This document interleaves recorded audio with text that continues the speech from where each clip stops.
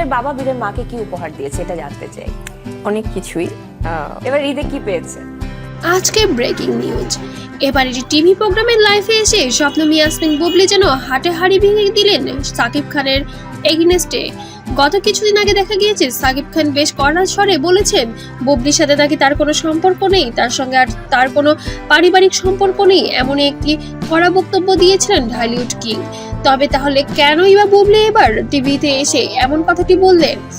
উপস্থাপিকা তাকে প্রশ্ন রেখেছিলেন, এবার ঈদে কি সাকিব খান মানে আপনার বীরেশ বাবা আপনাকে ঈদে কোনো উপহার দিয়েছে কিনা? বুবলি বেশ লজ্জায় লাল হয়ে উত্তর দিয়েছেন, হ্যাঁ। শেহজাদের বাবা যেটা করে সে সব সময় মানে ওই শপিং মলে যে কেনার সময়টা তো তার হয় না না।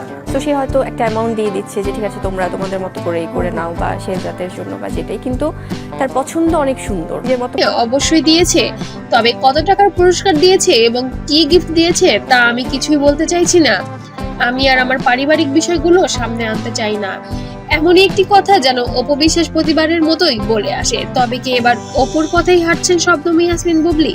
তবে সাকিব খানের সঙ্গে তাহলে বুবলির কি আবার সবকিছু মিটমাট হয়ে গেছে? শুধু মানুষকে কাছে বিতর্কে থাকার জন্য তারা এমনই নাটক করে যাচ্ছে পিঠ পিছে কিনা? তবে সম্পূর্ণ জানতে হলে অবশ্যই ভিডিওটি সম্পূর্ণ দেখবেন।